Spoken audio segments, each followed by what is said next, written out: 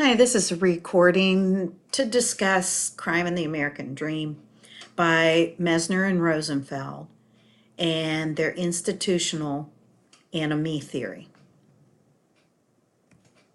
So, one of the things as you begin this book, we kind of review what we just went over last week, was other theories that kind of lay the groundwork for institutional anomie. So we start with kind of Durkheim, and Durkheim, of course, was a functionalist and saw that all social institutions within a society serve a function. And when they're all in balance, then the society works real good. But if they get out of balance, then we create anomie or that normlessness or alienation. Now, Merton then adds to that, and he looks at how the social structure of the United States, that American dream, occurs, and then how it ultimately serves to create anomie and how people adapt. Because culturally, they're supposed to pursue the American dream, which is the goal, but the means are not always available for everyone to pursue those goals.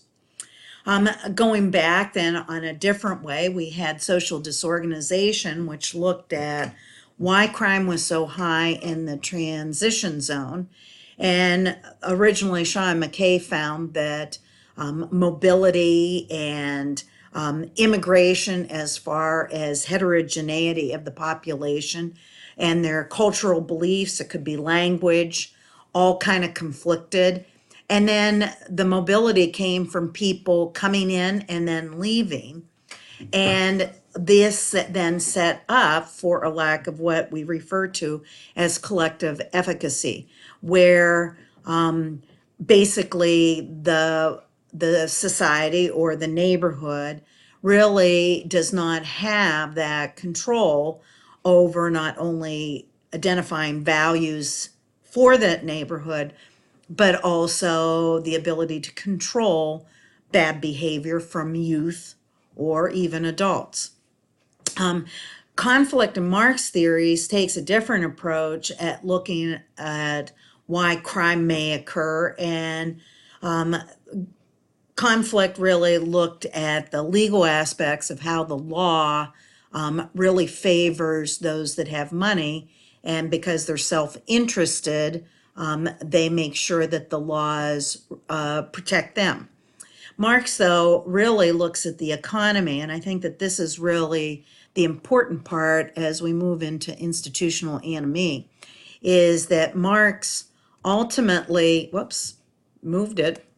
Marx ultimately says, wait a second, when you have a capitalistic society, there's two kinds of forces, the workers and the owners.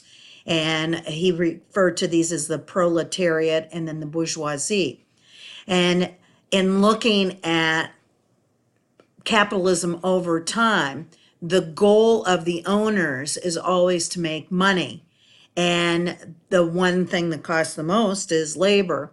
So always trying to reduce down the cost of labor. So other people have looked at this type of thinking, and for example, one way to cut labor is through technology, get machines to do it.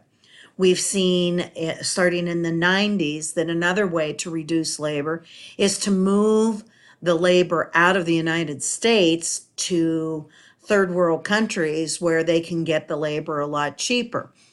And what it does is it ignores the history of how workers and unions within the United States have fought for those rights so that the workers did have basically rights as far as how much they were going to work, decent pay, getting benefits, thinking about the future like Social Security or even pensions.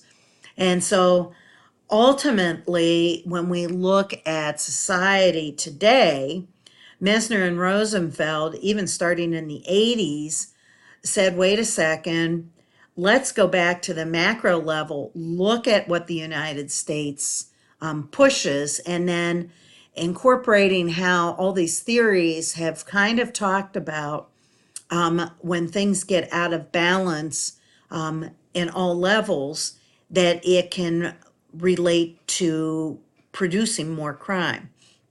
So Mesner and Rosenfeld, once again, it's interesting. They start writing in the 80s. And remember, Elliott Curry also started writing in the 80s. Mesner and Rosenfeld, though, provide a theory that ultimately we look at some of the things that go on in the United States that really create what they refer to as anomic conditions.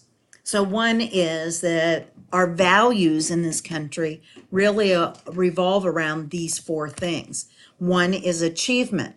It's expected that everybody will achieve something in society, as if they all have the same means to achieve them, which goes back to what Merton says. People then start to adapt.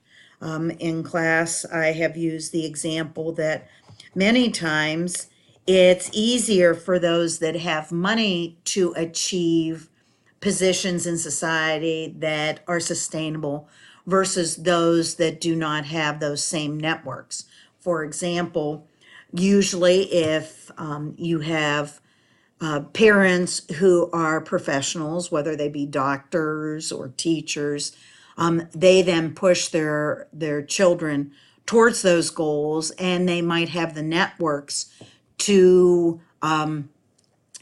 provide the placement, like whether it be college, where to go, the money to go to college, etc.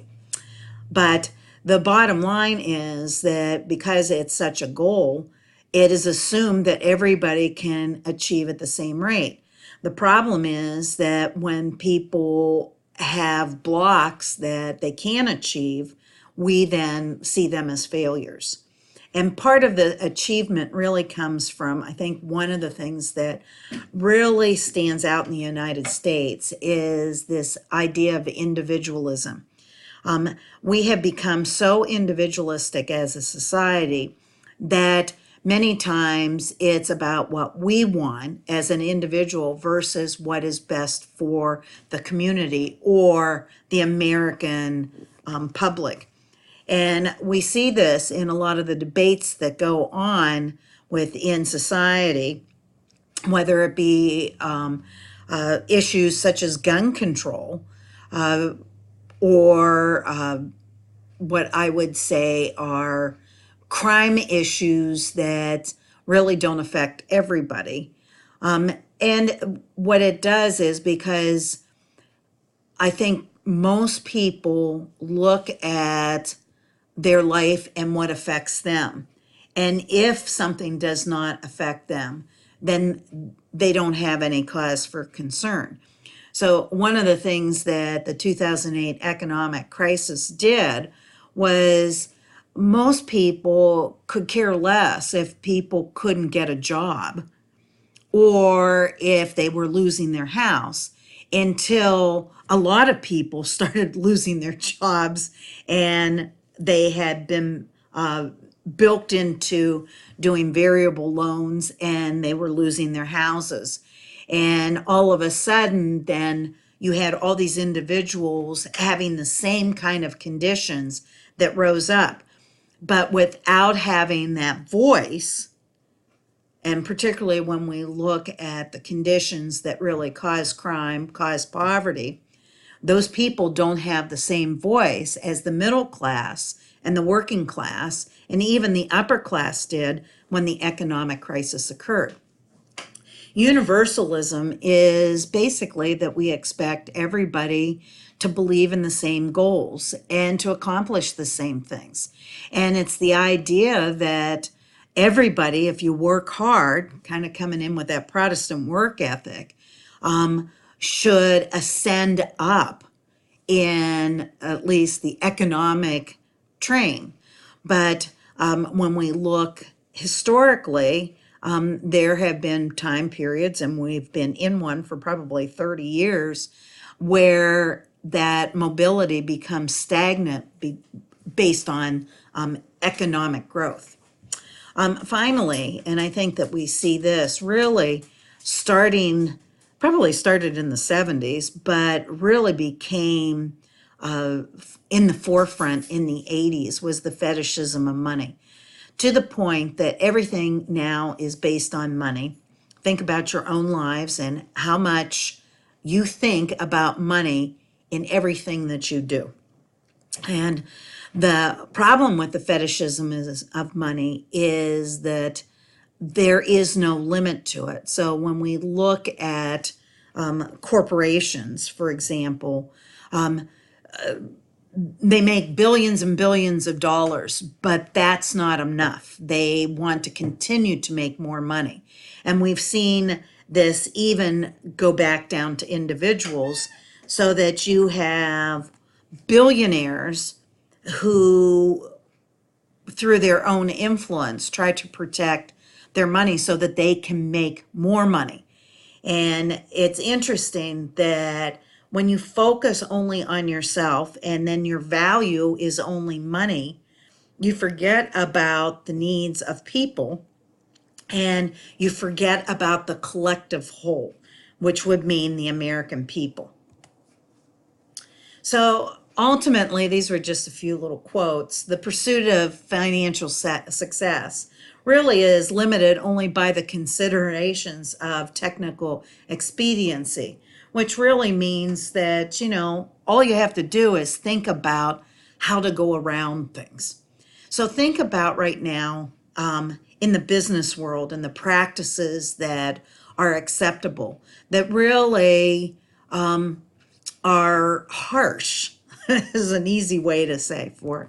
So you want to get ahead, you do anything to get ahead. You lie, you don't care how your actions affect the next person, because the goal is achieving and moving up and making more money.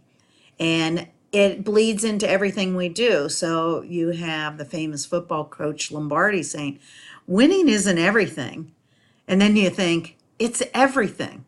And that's really what the American dream has come down to.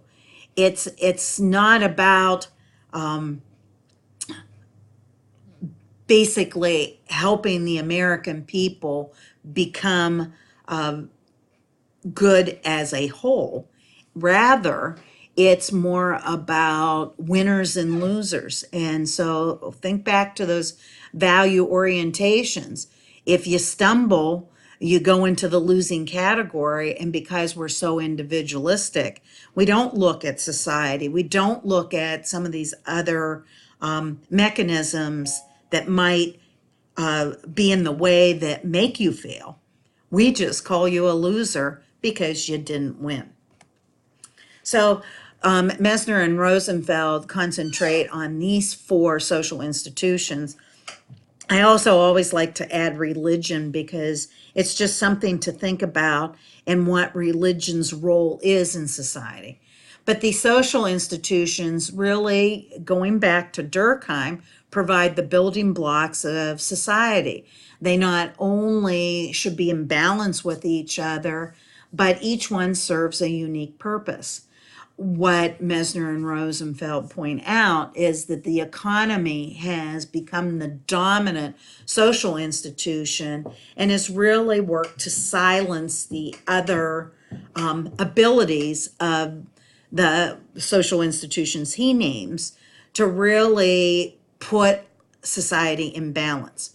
So just think about the economy and, again, how it rules over politics, including criminal justice. So one of the things that we see in politics is that the more money you have, the more influence you have in controlling politicians and getting who you want elected. One of the things that we talked about a little earlier was the fact that now people are putting in money to basically ensure who's on the Supreme Court. And many people think it's about specific issues, but mostly it's those that are corporate friendly are the ones that are being supported. So is that the way politics should be, where those that have money can control laws, control who gets elected, and ultimately controls the direction of the United States, so that they can make more money, and the losers are the American people. This has also been reflected in the family. Now you can't have one significant other stay home. Most people have to work in order to support the family. So you have both the husband and the wife out in the workforce, which then creates problems with childcare. It also affects the children and their education, because by the time they come home, people are tired. They are frustrated from being tired. And now we have a new thing that I've just heard from many school teachers is because they're tired, they go to different devices just to aimlessly relax. And instead of communicating with their child or helping their child with the education, they give them a device to play a game so that they don't have to be bothered.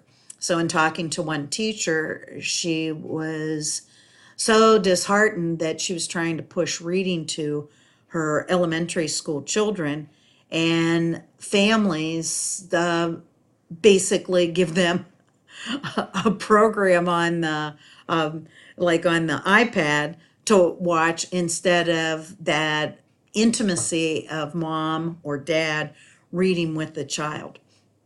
Kind of scary what's going to happen in generations coming up. Finally, education not only has been infiltrated by money, and the book really doesn't deal with this, but in the current situation, we have Betsy DeVos's Department of Education for the United States, and yet her experience is creating private corporate charter schools to make money. And so there's been a push that we've seen, particularly in Michigan, over the past 10 years to get more charter schools, more corporate schools that are all based on making money and not education. Further, education has dramatically had money cut from them, where the government, becoming more individualistic, has placed the burden on the individual. If you want to go to college, then you can pay for it. And when you look at, for example, your tuition, the reason it keeps going up is because the state and the federal government have backed out from supporting it. So when I started at Ferris, about 70 to 75% of the money to run Ferris came from state and federal. Today, that's less than 25%. So how do you make that up? State schools are nonprofit, even private religious schools, colleges are for the most part nonprofit. How do you make it up? It's almost that, colleges now are in the game of entrepreneurship, where they have to constantly go out and fundraise and then partner with business to get money. Certainly not an environment that pushes creativity and innovation, because one of the things that happens is it burdens the students with student debt when they get out, which ultimately affects their ability to participate in the economy. And it'll be kind of interesting to see. The statistics show right now that only a third of millennials buy houses. Most rent. And why? Probably because they're paying on their student loans, which really would be a house payment. So it's something to just think about.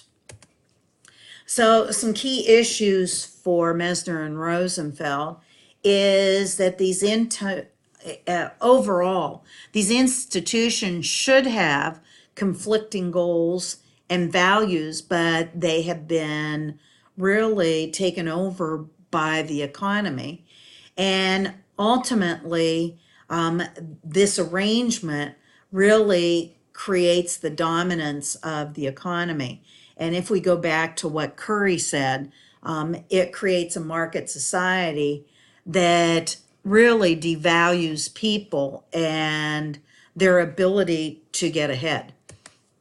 So one of the things Mesner and Rosenfeld point to is how to show economic dominance really comes from the devaluation of non-economic institutions, their functions and their roles. In other words, think about, just the fact that the family has to put working and money first over the relationships within their family. Even myself, in order to move up, I had to move away from family. And so my children grew up without the benefit of having relatives around. The relatives they would see would be, for maybe 2 weeks in the summer. So it devalues the other institutions. And then what happens is the other institutions accommodate and make adjustments based on the economy. And ultimately, the penetration of the economy then becomes the norm in the social domains. So most of you probably have grown up where both of your parents worked. And many times, many of you probably were latchkey kids or you went to an after school program rather than spending time and learning the values and the lessons from your parents, because your parents had to work in order to support having a house, having a car. And then that's where that materialism and fetishism comes in. What do we need? Very few families do not have devices such as computers, the internet, iPads. What kind of phone do you have? And what did you sacrifice to get that phone that might have been more important? And when we look overall, now take it down to the lower class, they're still under the same belief system, but they just don't have the means to accommodate these or accommodate a means to achieve any of the real goals that we have in the United States. And so according to the authors and other past theorists, it opens up the other means that crime becomes attractive and becomes a way of life. So some of the things that really show economic dominance is family and schools are handicapped in efforts to promote allegiance to social rules. Think about today in society as far as and I'll just pick on the media. We could add that to another social institution about economic dominance and advertisers and what they want that becomes more important than actually giving the truth. Single parent families, economic dominance, poorly funded schools. We keep cutting and cutting and cutting. Weak institutions ultimately cannot challenge the economic dominance and fight back to create that balance that Durkheim was the first to really say, in order to have a successful society, all parts have to be working kind of equally. And ultimately, our politics is controlled by those that have money. And I didn't mention it, but think about how religion has been devalued, or it's become subsumed within those goals rather than pursuing its own goals outside of the dominance of those value orientations. And today, it only has a peripheral influence on the values and social rules that we follow. It's kind of a sad state of affairs. There's a table that we see. And so ultimately, looking at culture and then the social structure, we see the American dream really has led to anomie, and ultimately has pushed the economic dominance which has weakened our institutional controls, which then creates higher crime rates. And just for a minute, I'd like you to think about, most of us in our mind start thinking about crime that is done by lower class people. But I also want you to think about crimes that are committed by corporations, because there's weak institutional controls and their ability to manipulate the law, so that they aren't caught. Think about political crimes that go on right now with the way that the political environment is. Who knows what goes on and what is being done that really is hurting American society. And finally, think about white collar crime. Ultimately, it opens up the door for crime rates at all levels, but because those with money really have the dominance to control what is legal, what are the standards, that they can get away with crimes. And I kind of look right now at, and we can pick on Betsy DeVos. Is she really the best person to run the Department of Education? And then when you look at who's running the EPA, oh, the person that's sued it the most for corporations. In other words, the ability of those with money to now manipulate governmental agencies that were put in place to protect the American people, which now places us at risk. In fact, I just read an article that was talking about now allowing a pesticide that we know causes cancer. So where do you think those pesticides go? They go into the water, and then people drink them, and that's the problem with PFAS that we're hearing in the news today. So Mesner and Rosenfeld have some suggestions. I kind of added to them. So when they look at the family, some of the things that could help balance are pro-family work schedules, whether they be flexible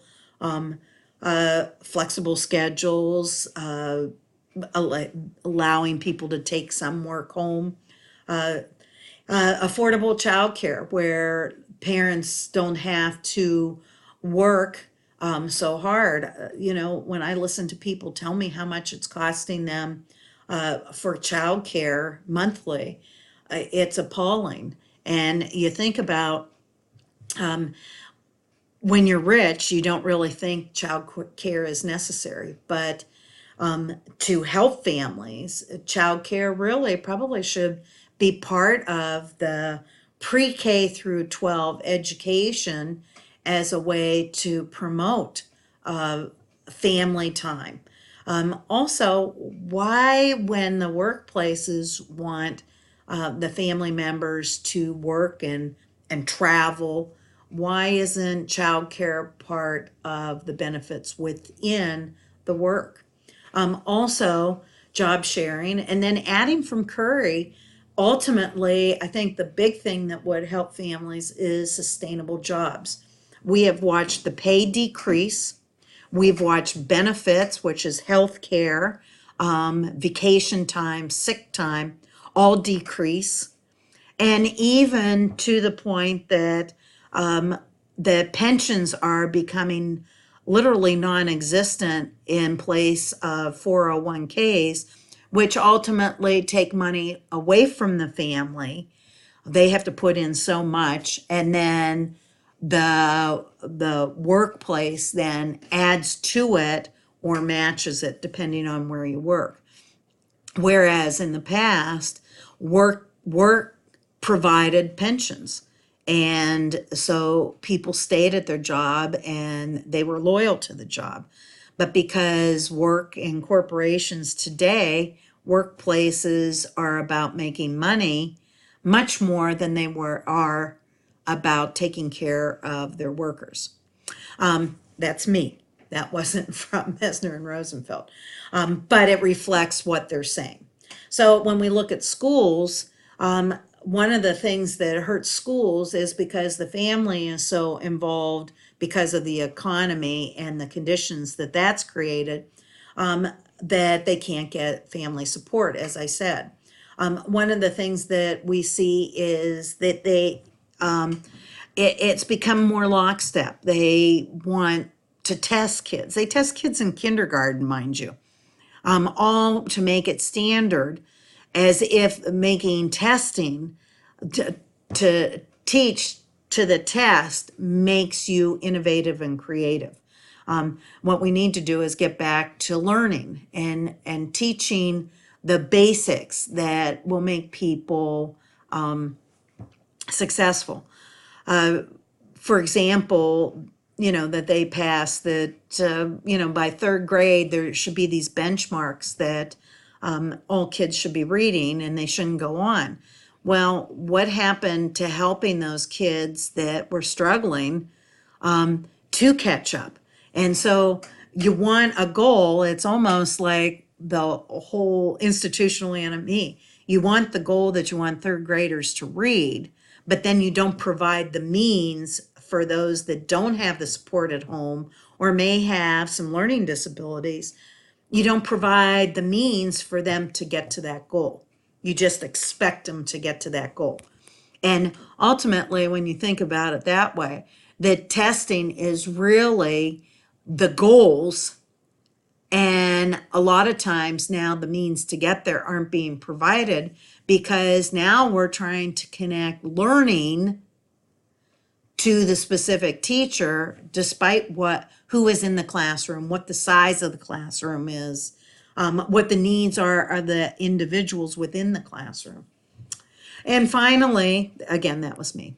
Affordable college, I already talked about that.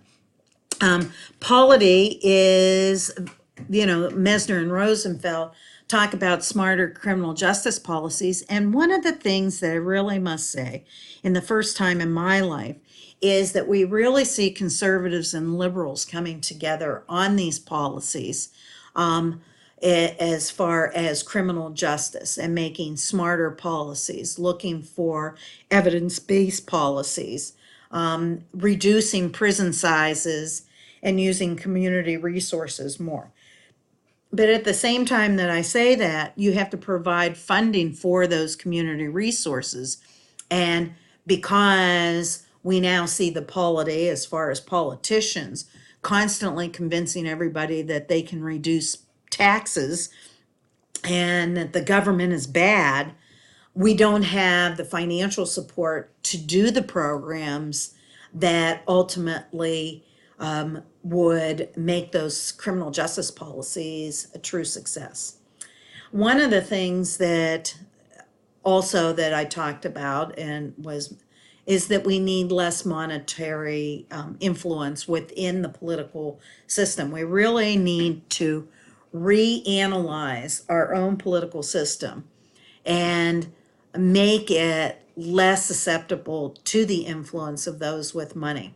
And ultimately, that would be getting rid of the parties as we know them now, creating more, and then creating, and I believe this was under Roosevelt, that, creating like one pot of money, and then everybody gets so much, everything's even. So one pot of money, every candidate that runs is given the same amount of money, the same amount of airtime, the same amount of campaigning time, and ultimately then it's across the board, and it makes it more based on their abilities rather than who they've got backing them for money and how much they've spent. And today you see that these campaigns, and Mesner and Rosenfeld mentioned this too, that it's all about the money, not about the integrity and the quality of the candidates. And that is it.